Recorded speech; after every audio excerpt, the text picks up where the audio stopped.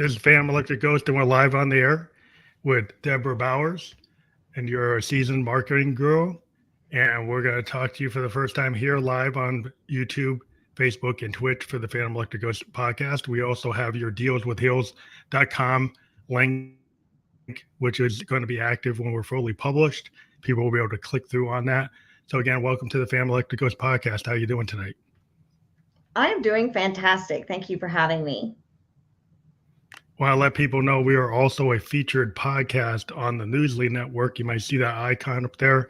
And as a featured podcast, if you want to check that out on Newsly, that's an audio only platform. You can use coupon code GHOST, and we'll be on there later tonight with an audio version. And so today we're going to talk about basically creating a mindset for success. And we're going to talk about like your whole story. And one of the first Right. things we ever ask anybody is a couple questions like, what motivates you and why do you do what you do? I spent a long time raising kids and making other people's dreams and businesses big and come true. And I really sacrificed a lot to do that. I have 5 kids that I raised. And so now they're all grown and it's Debra time. And it really, I love what I do. I'm finally making decisions that only I want to do. Although my dogs, they influence that a little bit too. But I'm doing what I love for really the first time in a really long time. I think it's easy for everyone, but especially women.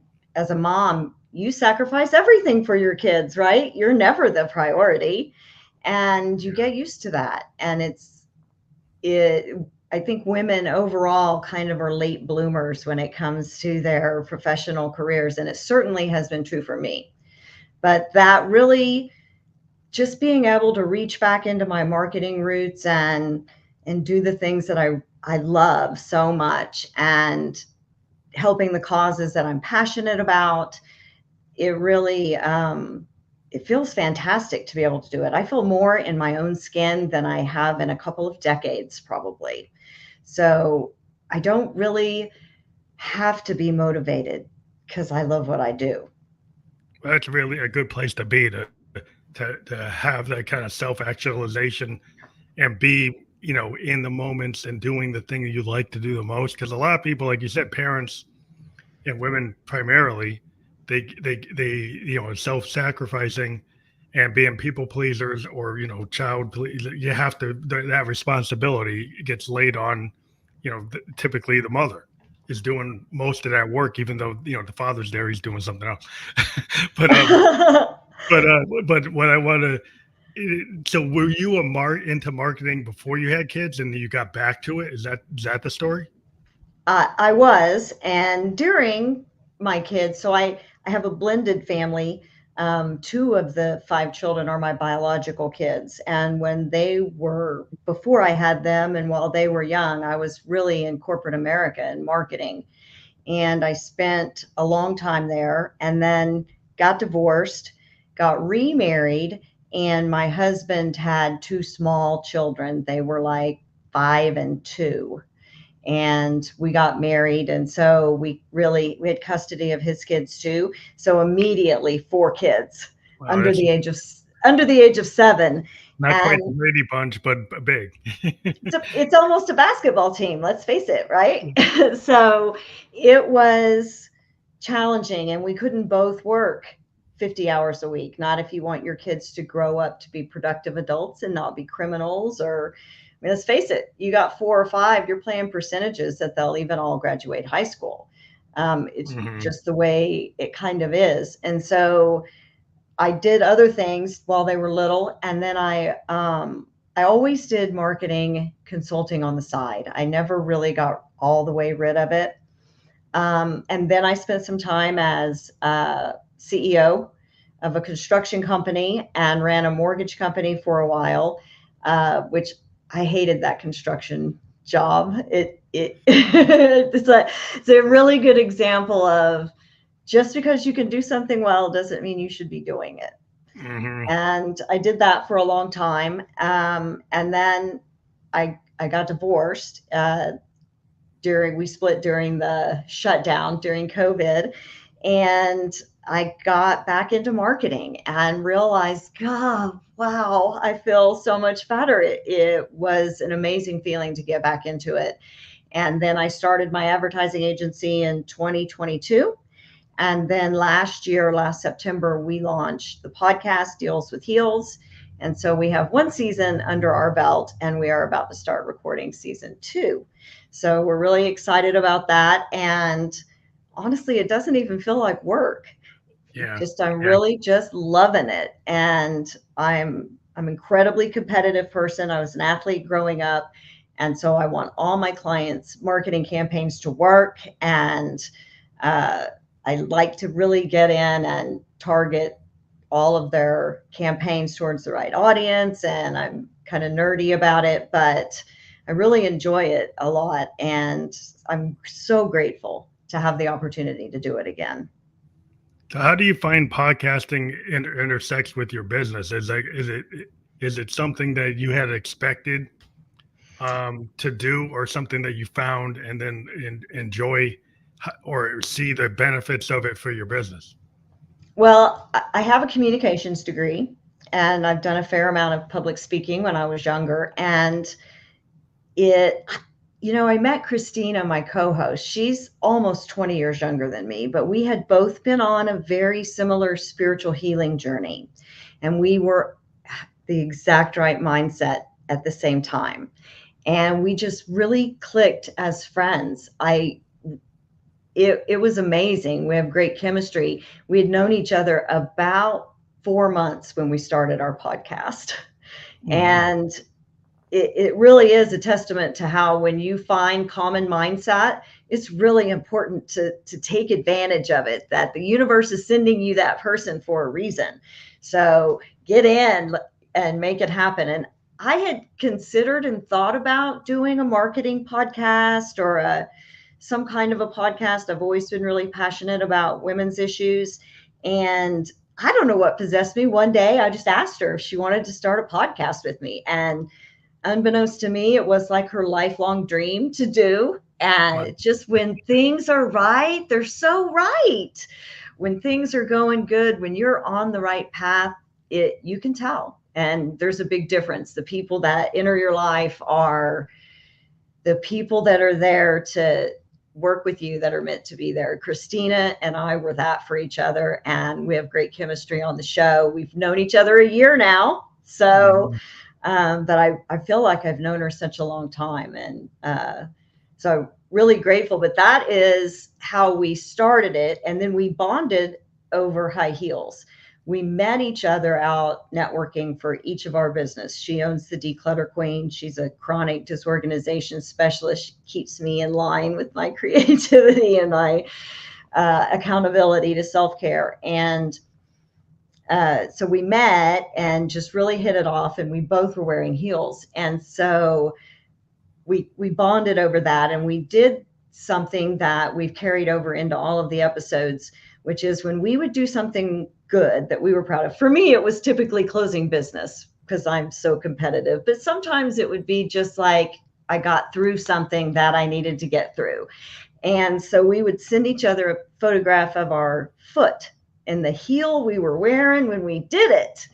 And it was a really empowering thing.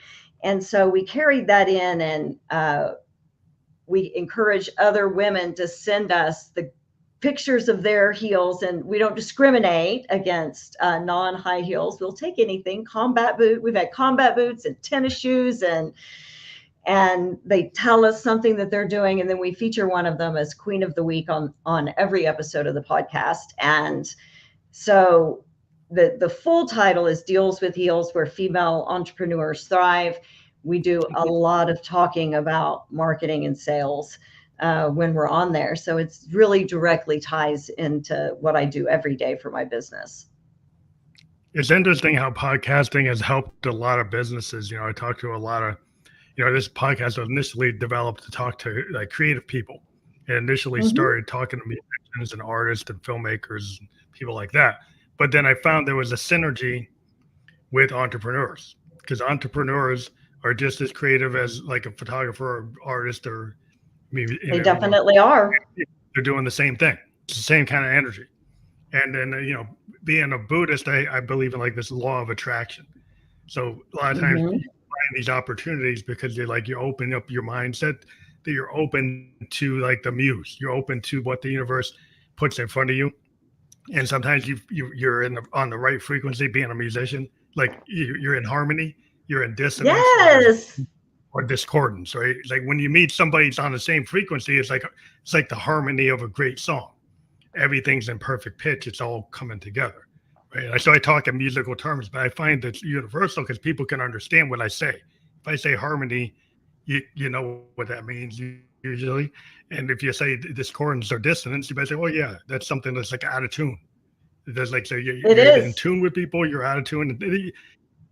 Sometimes it happens, like in a relationship. Sometimes there can be some dissonance. Doesn't mean that you can't work through it, but everything's always perfect. You're exactly right. Frequency is a really big deal. And if you are, they talk about how you are the 5 people that you hang out with. And if you are hanging out with 5 people that are vibrating at a lower frequency than you, then you are not going to feel fulfilled when you're around them. You're always going to be having that. I don't feel like I feel like I need to do this. I feel like I need to do that. You're never going to have that fulfilling thing. And I am in this, I don't know anyone that has been through that whole kind of growing process where you're raising your frequency to where it needs to be.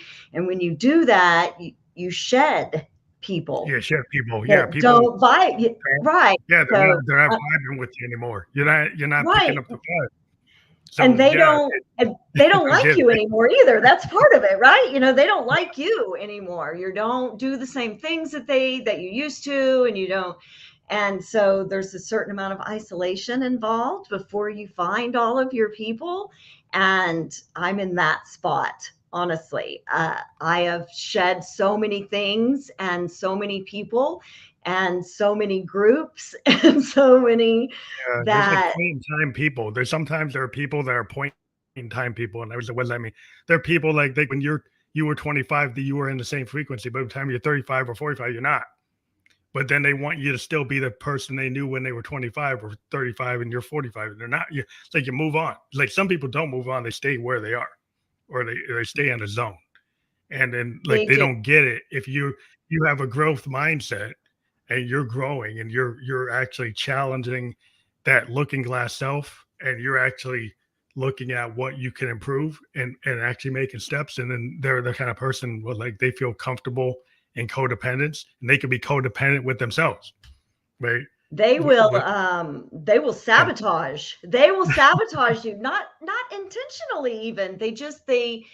They're clinging to what's comfortable for them, and they miss that whole relationship. And so it's understandable, but they will sabotage your success if you're not careful.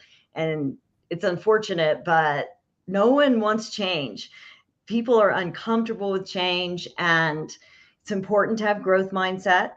um, and I think that people get really stuck in scarcity mindset, and they block all their money, and they focus and worry. And I understand, I come from a long line of worriers, and my mom worried. She worried all the time. And it the day I stopped worrying about how I was going to pay my bills, and I just did the work and assumed the money's going to be there, don't worry about it, just do it. And that's when I didn't have to worry about money anymore. It that's a just hard thing for people to come to, because it's like counterintuitive to some people. They say, well, I'm not being responsible if I don't have some like doubt, because they go, oh, how can you be so arrogant to think that you can do it? But it's not arrogance. Like people who are directed, it's like kind of like a musician. If I kind of tell people, like, if I'm a musician, am I playing for 20 years and I'm playing a Mhm. song, like I know all the keys, I can hear it. I don't, somebody doesn't have to tell me what key I'm in, right? I can kind of know what key I'm in. If I have to go ask, why am I doing that? Like you're not trusting yourself. Like there's some things that are like muscle memory. why are you doubting yourself and actually saying something that's actually not necessary, right? So you're actually doubting what your capability is, and you don't need to do that. That's exactly right. And scarcity mindset comes in a lot of different ways, but worrying about it, it's not that you can just sit on your butt and say, well, everything's going to be fine. I don't have to do anything. That's not what I'm talking about. I'm talking about growth mindset, which is if I work hard enough, it will happen. And the difference between the scarcity is it doesn't matter what I do, I'm never going to have enough, and worrying about it constantly. If you Like can step imposter away, syndrome. Like, yes, yeah, if you it have kind that of is. imposter syndrome where you don't feel that you're good enough or you're never going to make it, well, then those things aren't going to happen. And then when people say, well, how come they can be so confident, right? Like you get the sales pitch guy that's always hitting the $1 million round table, going on the trips, getting it's like, how are they doing that? How are they doing that? My dad was a sales manager for Prudential. He was always hitting his goals and doing the trips, and it's like it's a Yep. mindset. Like the sales guys, either like you got that mindset or you don't. You're exactly right. And I think people can get in the trap of, well, how's he stay so positive? How's he stay positive mindset all the time? And he doesn't. Positive mindset is impossible to sustain. No one's positive all the time. And you can get in the trap of, well, I'm just not able to be positive like that all the time. And really what you want is that entrepreneurial mindset, so that, oh, I'm going this way. And if that happens, okay, that didn't work. Now I'm going to go this way. And they don't get bogged down in mistakes and Yeah, obstacles and challenges. They roll with the punches. And yeah, I try always to maintain that, so that no matter what happens, whether I'm feeling positive or I do have a really positive outlook on life myself. I'm rarely am just in a negative Debbie Downer kind of thing, but I I no one's positive all the time. Everybody has a bad yeah. day. Yeah, And it's so waves, right? Like life is a wave. Sometimes you're on the up wave, sometimes you're on the down wave. The way I look at it is like musicians will say, there's no bad note. There's an opportunity. If you're playing I live love that. and you hit the so-called bad note, if you're with a group of musicians that kind of know what to do, the audience will never perceive that they actually hit the bad note, because they're not going to go look at everybody and go act like they hit the bad note, right? They're going to actually take that note and take the song in a different direction. And so what you hear is a version of the song you've never heard before, because it's actually they're kind of correcting in real time. It's kind of like knowing what your audience and kind of reading the room. Like you Mm-hmm. have a lot of times you have those ability to pick up the vibe.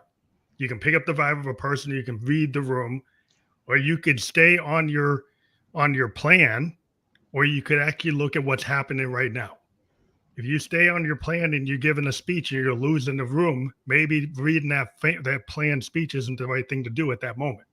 Maybe you should actually read the room and adjust to what's going on right now.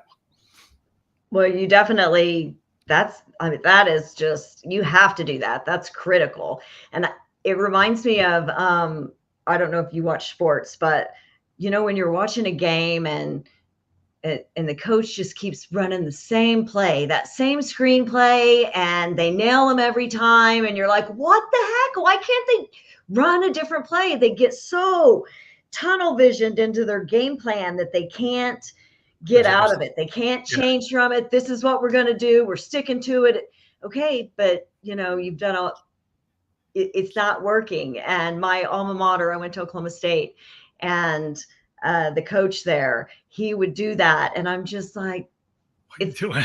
you've got to be able to adjust. You got to go in at halftime and make adjustments. And you can't keep running that same game plan. But I think people get that in their mind.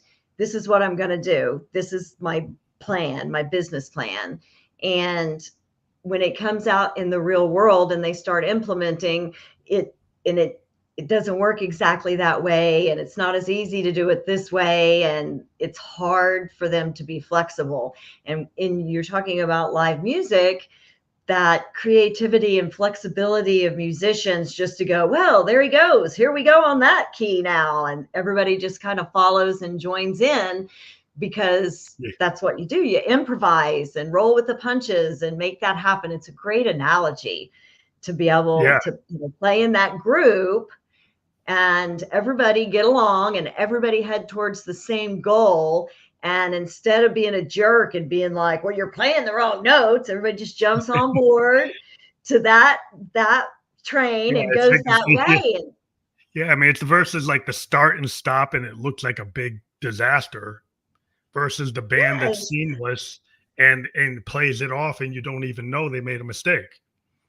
Right, the perfect mindset. That's the perfect mindset for anything in life. If something hits you and it knocks you off key onto something else and you weren't expecting it, the musicians aren't expecting you to hit the wrong note and they don't know you're going to do that. And to be able to say, okay, I wasn't expecting that, and so now what am I going to do? And be able to adjust. That is, I think, really the key to life, not just business and being in a band, but I told all of my kids this. Everyone has BS in their life.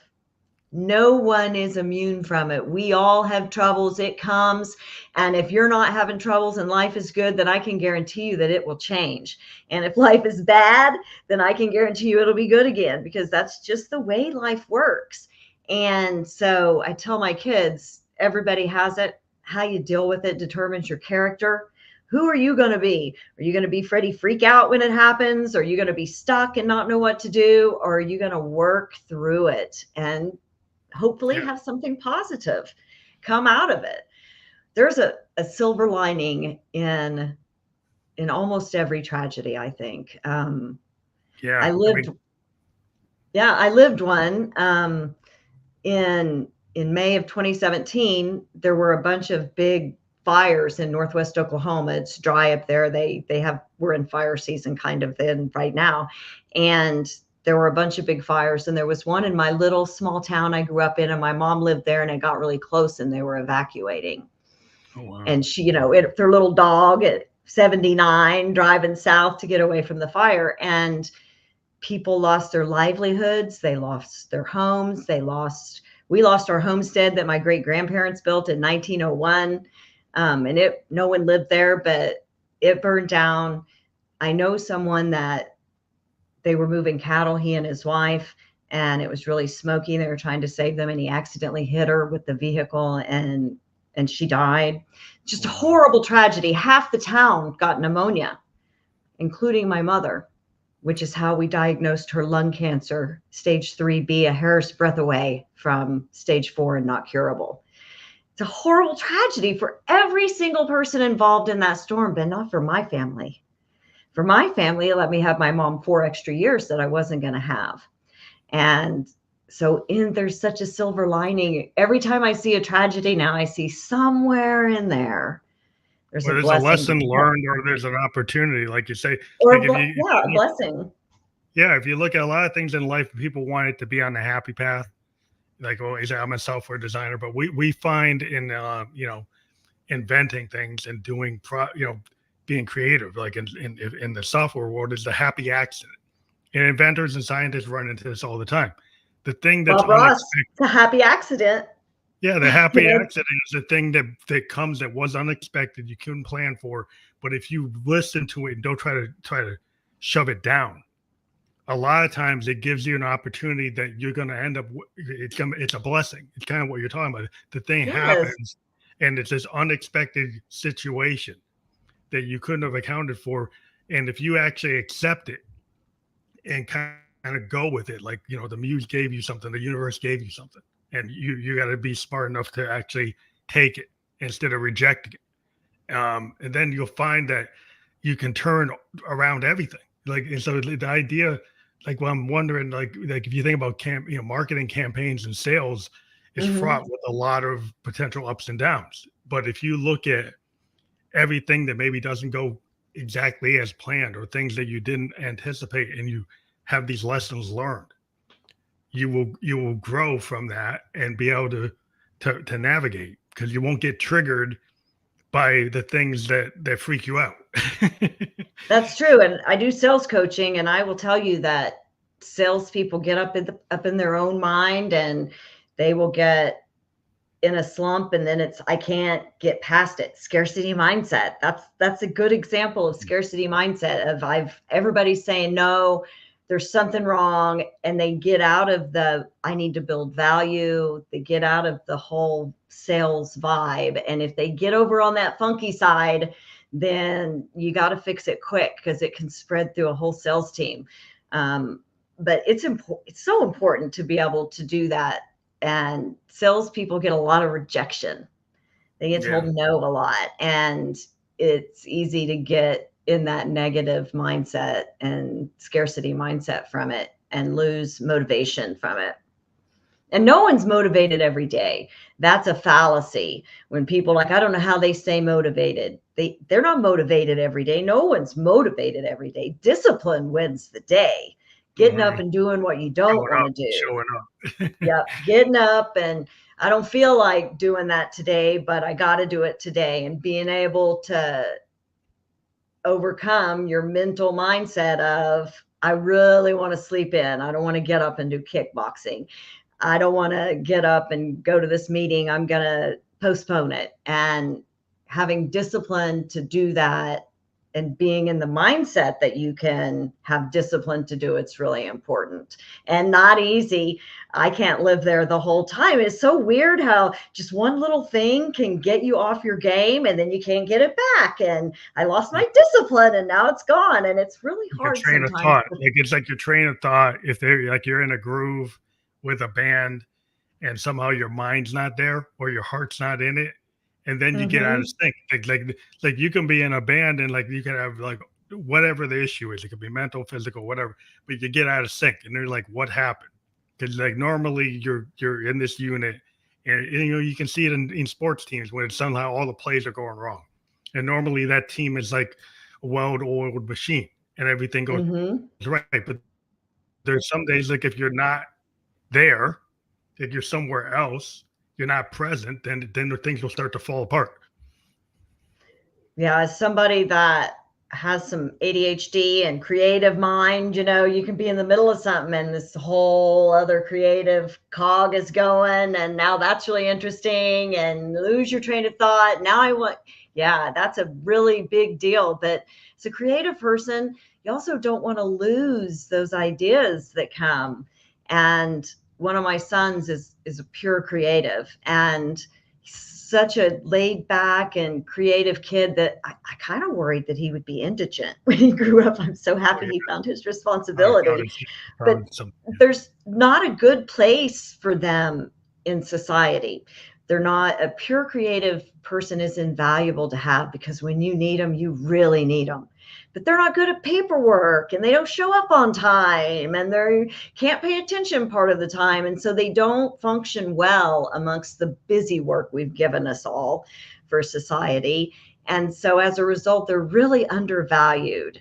I'm blessed. I'm creative, but I'm analytical. I really am a nerd. I hide it very well, but so I can go back and forth. But a pure creative, they exist in a different space, and it's a form of intelligence that isn't measured with today's society. It's not appreciated.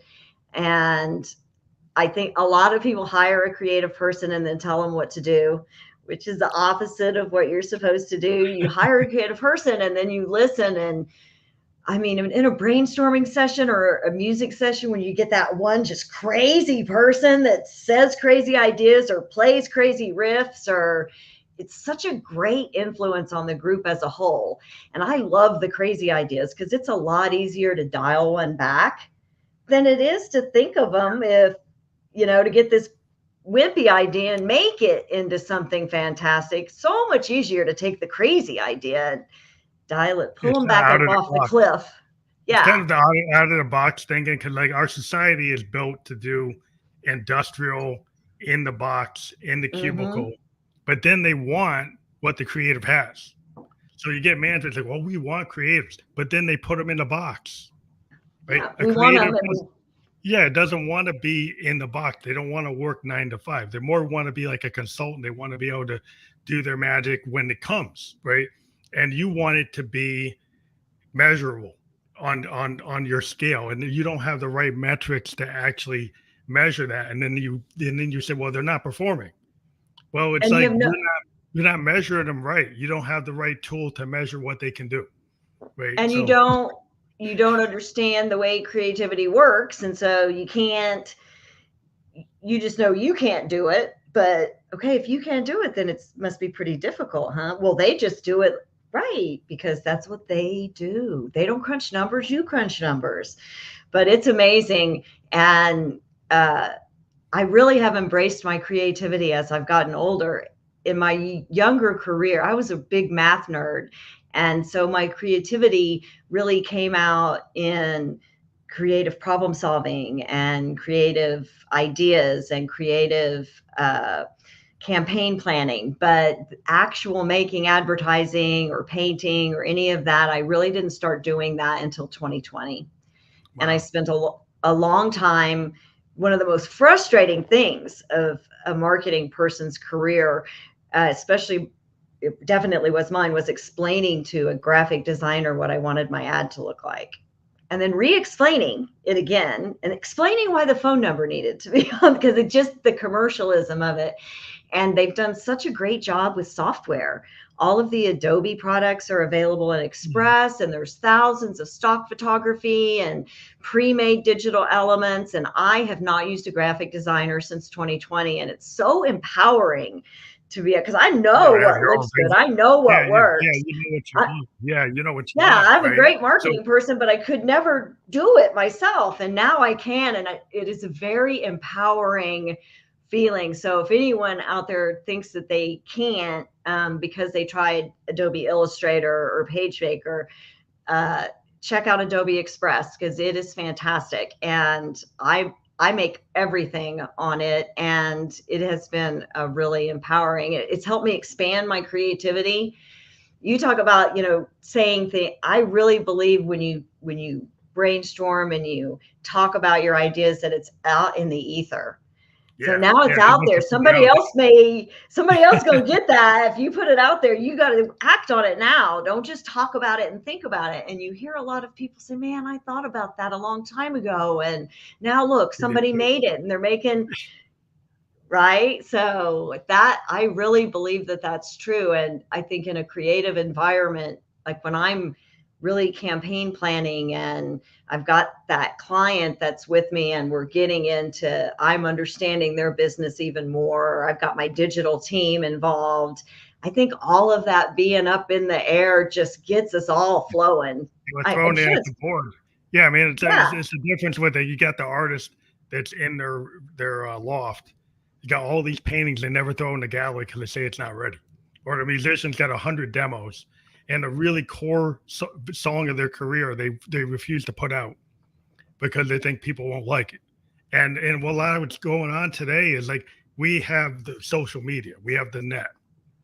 So like you can go and put a track out, you can put a piece of art out, and it could get responded to somewhere in the world. And you can have an audience in Switzerland, you can have an audience in Australia. But if you never put it out, you won't know that you have that audience, right? That you have no idea because you're being too controlled, too restrictive of your own creativity. You're self-doubting. You've got like imposter syndrome. You don't really believe that your work is good. And so a lot of these tools now allow you, like you're saying, to, if you have that vision, you can actually express it. So you can actually show people what you're talking about. Like a lot of us musicians, there are people who are not musicians, they've got all kinds of tools. They can get to a sound and they can't play a bass guitar, but they know how to use a DAW, a digital audio workstation, and they actually can produce a song and it could be a big hit, sell billions of copies, and they can't even play the piano or bass at all, but they had a vision of what they wanted and they were able to put it together themselves. And I think, so I started painting. I've never had any art lessons or I was way too busy taking math classes to take anything frivolous like art when I was growing up. But in 2020, I just had this great desire to paint. And I've always been an art lover. My first husband was an artist. I go to art museums. I just had never done it, never even tried, because I didn't think that I could do it. But in the lockdown, there's a lot of stuff that everybody did that they didn't do. And so, right. And so I had this desire to paint, and I specifically wanted to paint my daughter's face. Now, right? Who thinks they could just pick up something and paint somebody's face? I've never had I can't draw a face. I can't sketch a face. I can't, but I bought all the stuff and I painted her face from a photograph exactly. Wow. It was, I totally found a complete hidden talent. In fact, I sold my first painting today. But I've really only painted about 15 paintings. But so, those people that can do that, it makes you wonder if they tried, is there some hidden talent they don't realize that they have? They just haven't tried the right instrument, or they haven't. I think a lot of that goes back to that one, believing in yourself and self-doubt. But I also think there's a huge portion of us that are in fight or flight. Unreal, irrational. They don't realize they're in it, but they're in freeze. Yeah, they get the wolf at the door. Freeze. Yeah. They're in freeze. And so they're scared. They're scared to move on. They're scared to publish it, but they don't realize it's fear. And instead of fight or flight, they're the deer. They're frozen and they can't move forward. And I lived my life like that in my second marriage, and just stuck and after my mom passed in 2020, and it was really devastating for me. I took care of her when she was sick. We were really, really close. And it's not that it was surprising. She was 84, but it does. And everybody ends up in the same place, right? No one gets to keep their parents forever, but it was still really devastating. And so I ended up having to go to counseling, which saved me. And I'm so grateful for it. And one day I was talking to Fred, my counselor, and I was like, I just wish I would stop procrastinating. And so I was explaining to him, I don't know why I can't do it. It's a simple task. I know how to do it. I just can't seem to make myself do it. And I'm so hard on myself over it. And he would say, Debra, you're not procrastinating. And I would say, yes, I am procrastinating. I can't get it done. He goes, no, you're in fight or flight, but you're the deer. And it's not something that you subconsciously think about, but he gave me a grounding exercise to do. It's called 5, 4, 3, 2, 1. And you can Google it. It's in there, but you go through all of your senses. So you think of, or even say out loud, 5 things that you can see.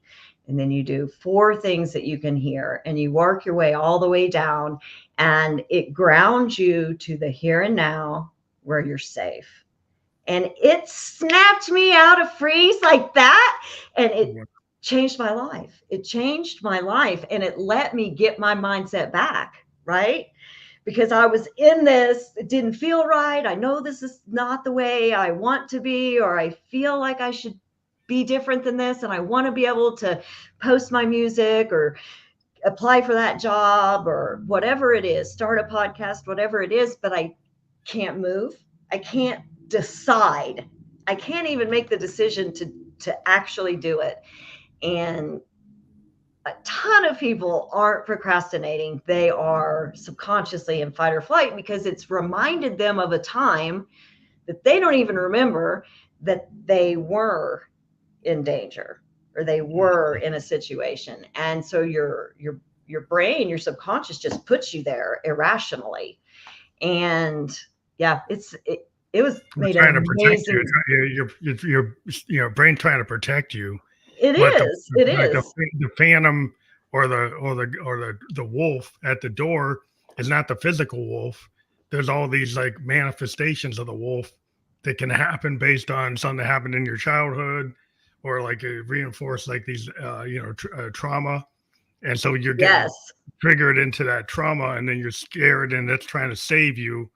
Right, and so you're just stuck in a safe place, because everybody wants that safety, but I always mention your brain definitely wants what's comfortable. That's why battered women and people stay in horrible situations. And Codependency, that's right? because even if it's bad, your brain likes that comfortability.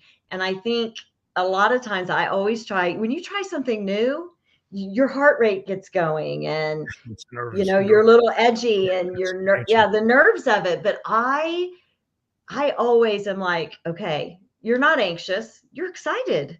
It's so similar. It's such a Yeah, it's similar, kind of just like a when you little first switch. Yeah, just a when little you first switch learn how to and swim, you're kind of treading water. You might drown. You feel like you're gonna drown. You're riding that bike, you fall down, you scrape your knee. Right there's something about those first things you learn, right? And when you're a kid, you're more likely to jump on that bike and keep on falling down, scraping your knee. You're more likely to jump in a pool and tread the water until you can do it. But as you get yep, older, you get more scared of those things, and you don't want to do it because you're too like comfortable in the codependence or comfortable in the knowing of what, even if it's a bad thing, you know it. It's a known bad thing is more comforting than the unknown new thing. That's exactly right. That is exactly what it is. And a lot of people I stayed in a situation. I stayed in my second marriage longer than I should have. And I was in freeze. I didn't want to be there, but I didn't know what to do. And I didn't know how I would do it. And I couldn't even get into the mindset of being able to make decisions. So mindset really is everything. It's Yeah, it's like everything. it's a hard thing to get into if you've been in a limiting belief zone. Like if you're in that limited belief zone, if you're into that codependence that's comfortable, instead of going into the unknown zone that you're scared of. Like I mentioned, one of my favorite artists, David Bowie, used to mention, like, if I'm not treading water artistically, then I'm not moving forward. Like if he would go and put himself in situations where he wasn't the best person or the most capable person in the room. He'd go into a room with Luther Vandross, even knowing he can sing better than him. He'd go Right. in a room with Stevie Ray Vaughan, who can play better guitar than him. He would go into challenge himself and then go into a project where he wasn't the alpha, where he wasn't the best, right? And push himself to get into a totally different place. And it's somewhat like, yeah, like when you try that new thing, you're not going to be perfect at it. You're probably not going to be that good at it, but you're going to challenge yourself. And then you're not comfortable in something that you just routine that you can phone it in. You can't phone it in if you haven't mastered it yet, right? So you put yourself into something that you're trying to master. It's a challenge. It's a harder thing to do. And I think we get into that whole people pleasing thing, and you just want people to be happy. And so you don't want to do something that's going to rock the boat, that's different. And then you're back people pleasing. And I was like a champion people pleaser. I was really good at it. I didn't people please myself very much. And when you set those boundaries, and I made them non negotiable. And when you do that, people think you're being mean to them.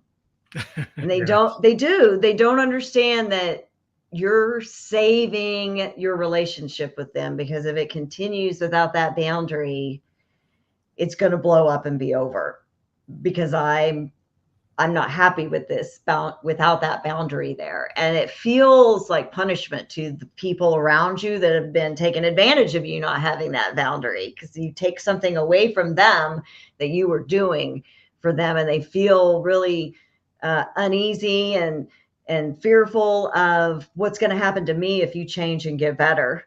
And now you're different than me, and I'm scared and I'm nervous that you're not going to be the same and not going to be there for me. We so get involved in all of those things, and it's hard to let it go. It's really hard to have that boundary, but it's important that you're able to do that. If not, then you're all over the place and you can't focus on your own success goals. So being in that mindset of, this is just the way, this is what I'm doing, and it's not being hurtful to anybody else. And I'm sorry if you don't like it, but this is my way. This is how I am. And no matter what you do, this is who I am. I really strive really hard for that.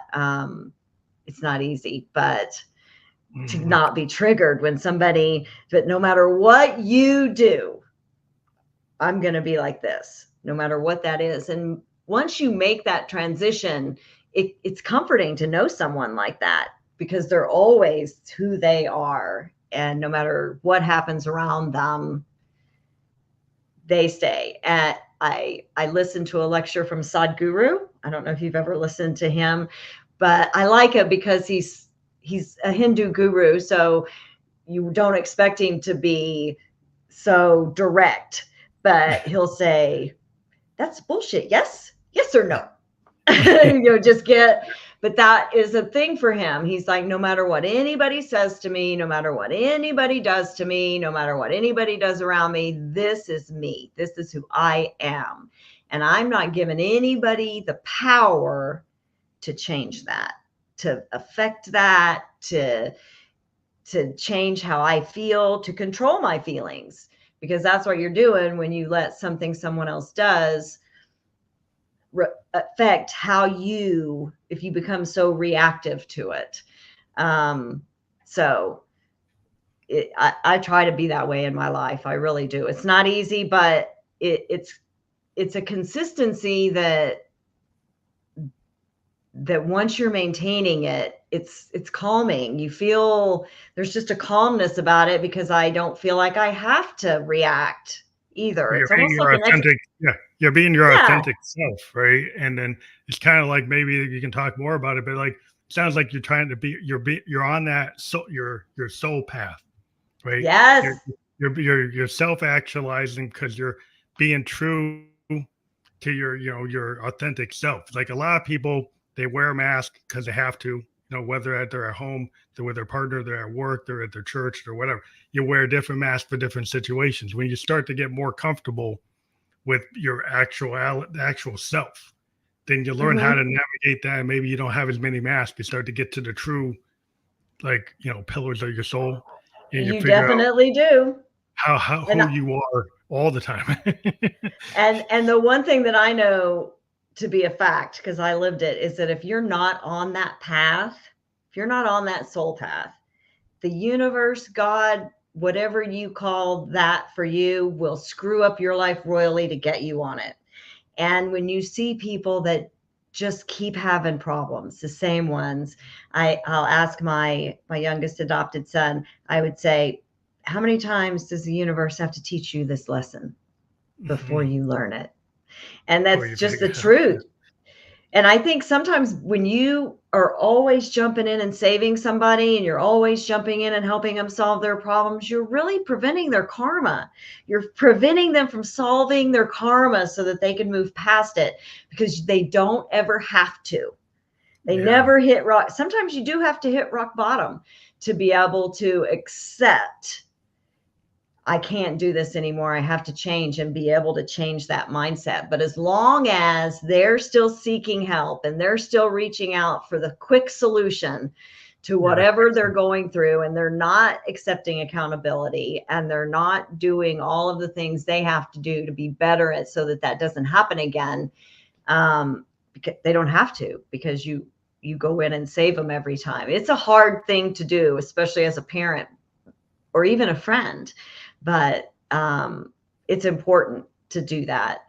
And I definitely am on my soul path, and you can tell when you are. Everything just, I had a spiritual advisor tell me one time, you'll know you're on your soul path when everything feels so right, everything's great, everything's going in the right direction, but there's a certain amount of it that's uncomfortable. It's always going to be. There's a little bit that people always want to be done. They want to be done. They think it's like, oh, well, I'm here. How come I'm not done? Right? They set a goal, make $1 million. Then they're not happy. What was the real goal? Was the goal to have $1 million, or to feel independent?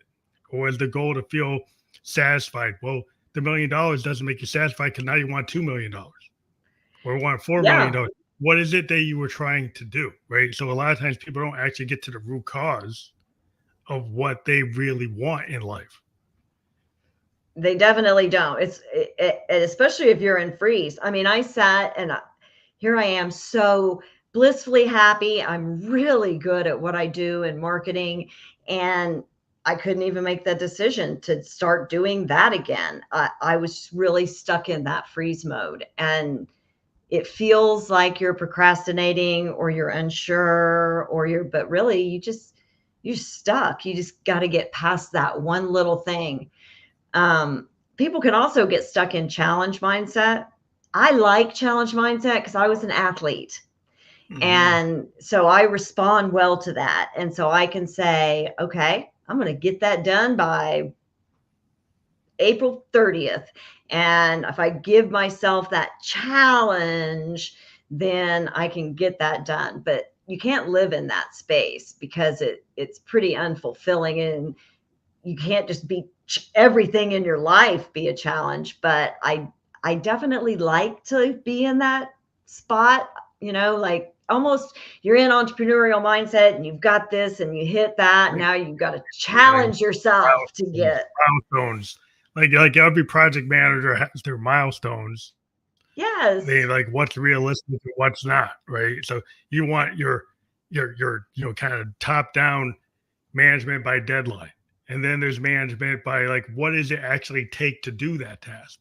It's a nice to have if I can do it by June 1st. But if my team actually says it takes until September, right? If I keep on pushing them, right, is the quality going to go down? Is it not really what, is it the point to hit that September, or the previous day, or to actually get the thing done the way it's supposed to be done, right? And it worked. Yeah, make sure that it actually works, right? It's like if you put out something, you hit a deadline, but it's garbage in, garbage out. What's the value of that?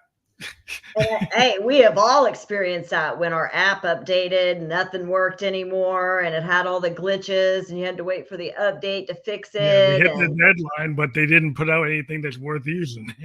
100%, man, 100%, because they got focused on, I got to get this done, that we got to meet this deadline, and they crunched. And boy, you got to be flexible on that. But a deadline, when we were getting ready to launch the podcast, Christina was like, do you think we need to move the launch date? And I was like, absolutely not, man. Grab hold. We're about to make this happen because we are not moving it.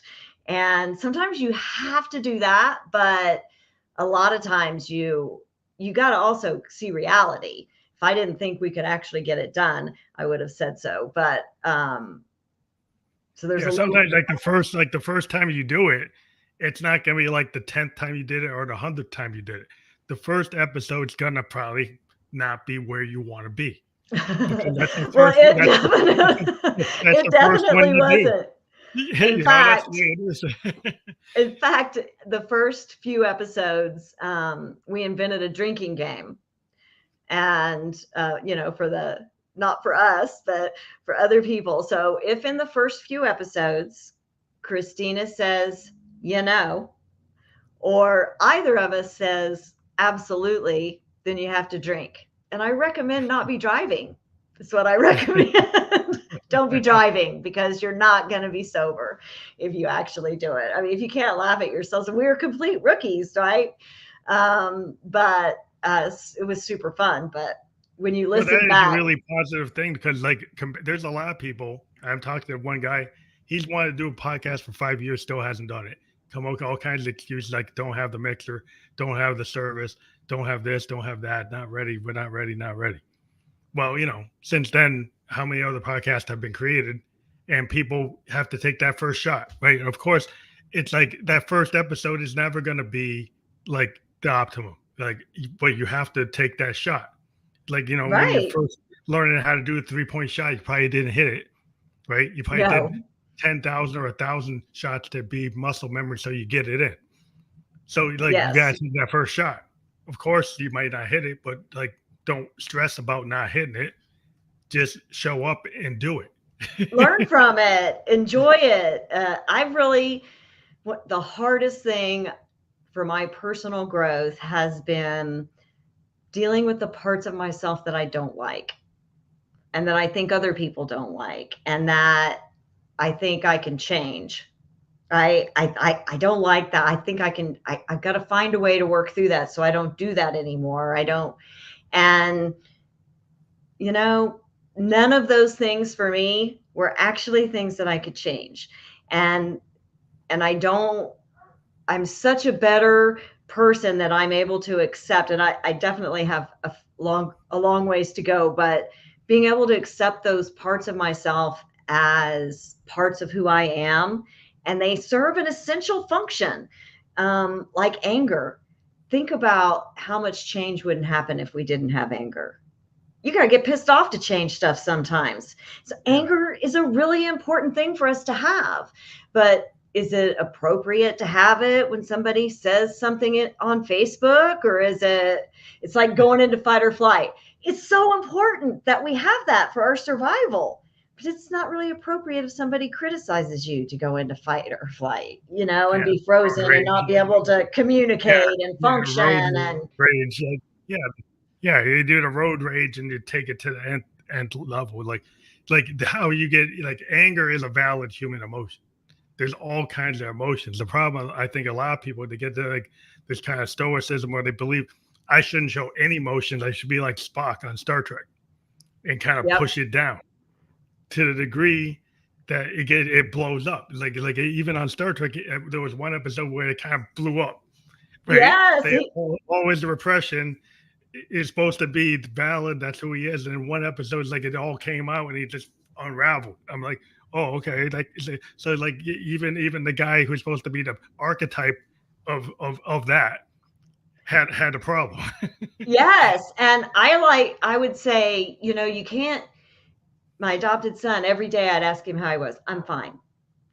Finally, I was like, okay, no one is fine every day. I've been fine like 4 days this month. I said, it's okay to not be fine. And what you're doing is every little emotion that you're supposed to be feeling, you're putting it in that sack and you're carrying it. And pretty soon it's like Santa and it's big and it's just stuffed all the way full. And then it blows up and explodes on people that don't deserve it. And all of that emotion comes out uncontrollable because it's not sustainable. You can't just keep filling that bag up. It doesn't expand forever. It eventually is going to bust. And so dealing with, and frankly, we don't raise our boys to deal with emotions. We raise them to be a man and stuff them down and suck it up. Yeah. That's a topic for another day. But they grow up and they lose their job, or their significant other doesn't want them anymore, and they lash out physically because that's what the male gender does. I raised 3 boys and 2 girls, and they're all great human beings, and boys react to things physically. They just do. And when you're an adult and you do that and you don't have control, then typically it's violent. And it's a big problem that we have in America right now, is that inability to regulate our emotions, and it exploding out and making us unable to even compromise or accept somebody else's point of view. Yeah, that's always been, being an artist, I've been more in the mindset of expansiveness and also being in touch, like being in touch with all kinds of like aspects of yourself. So there's a lot of self-analysis when you're in the artistic world, because a lot of times you take like the good and the bad and the painful and you turn it into work. Like, but if you've been taught to kind of not in an artistic method, you've been taught to kind of just take that anger and lash out, but you've not been taught to take it and turn it into a painting, or turn it into a song, to turn it into a book, turn it into a poem. Learn how to go through your pain, accept it, and turn it into something beautiful. Right? Then you use it for something good and hopefully profitable. Yeah. Yeah. So if you learn how to take it and not get triggered by it, and then it's a kind of art therapy, and a lot of artists are like get involved with psychologists and other people to help people, who think they can't even paint or they can't do anything. Like, every human being can be creative, whether or not you're going to be Mozart or you're going to be Hemingway or you're going to be Picasso. That's maybe not the goal. The goal is that you can use it to help your your mental state and help your soul And to find your actually. true path, right? By relaxing and accepting yourself and spending time alone. So important to just shut up, spend some time alone, no music, in the quiet, and let the thoughts come. Just let them come. And eventually, even if you just do it 5 minutes a day, five Meditation, minutes a yes. day, just sitting in the quiet, not just sitting. It's amazing how just doing that gives you so much control over your emotions. I've been meditating for almost 15 years, and it takes a lot to freak me out and get me all wound up. It really does. You got to really be close to me to push those buttons, and because it's just great. It's not like you can be stressed out and go meditate, because that's Yeah. impossible.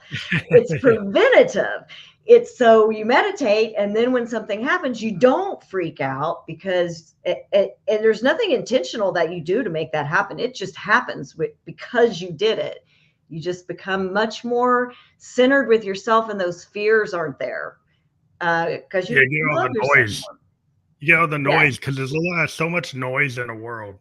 If you can take that walk, or you can kind of just get to a quiet place and not have your phone and your iPad and everything buzzing with you, like if you can just get to a moment of quiet, and whether you breathing exercise, but get to a place where you're not just fret with worry, fret with anxiousness. Try to kind of center yourself. And some people, oh, that's foo foo. Well, you gotta get past that it's foo foo. You got, like, it's like if you don't get past where it's foo foo, then you're not gonna really get on that. Right. And you don't, it's not like you have to meditate and think and listen and breathe. Seriously, if you just sit some time by yourself in the quiet, without screens, without something distracting you, and you're alone with your own thoughts, which for a lot of people is terrifying, it's amazing how good that is for you. Just sit there, That's a just good sit, practice. and it really is. And if you did nothing else and you just started doing that 5 minutes every day, I promise in a month, you'll feel a difference. In just a month. It's amazing. It really is. There's things that used to just push my buttons. And when it happens, I'm like, oh, well, yeah. Oh, well. I, You know, it, it, and kind of shake it it's off. an Like a amazing. lot of animals, like they get chased by the wolf, and you see them kind of shake it off. We've kind of lost the ability to shake off our tension and our kind of adrenal response. And there's tools like breathing exercises and Mhm. meditation and other things that you can do. But we've already hit our hour mark. It always happens faster than we ever anticipate. Right. Right? We didn't talk about, like, if people go to your deals with heels .com, what do they find there? Like if they click on that. That's our website for the podcast. It has Christina and I's bios on it. It has links to all the episodes. We're available on all platforms: Spotify, Apple Podcasts, Amazon Music, all of those. And you can link to YouTube from there. And we don't have anything for season 2 yet. We're deep into planning. We start recording May 6th and it premieres May 15th. But we have lots of big plans, lots of more self-care involved, and we're going out and doing some live stuff out in the community. So it's going to be a fun season. We're excited for it. That's awesome. We would love to promote fellow podcasters because we've been in this since 2016, and we find podcasting is a really good community of people getting their voice out there. And we love to having you on the show today, get your voice out there and to help celebrate your podcast and what you're doing with the work you do. Well, And I had the I want to best thank you again time. for being a guest I had the on the best show. time. I really Yeah, did. Thank you so much for having me. I really enjoyed it. We would love to have you, but we only have women as guests on our podcast that's for, fine. but I really enjoyed our conversation. Thank you so much for having me. Thank you very much. And this will be published. We were on YouTube, Twitch, and Facebook live, but this will be on all the podcast platforms where you can listen to or watch a podcast by tomorrow.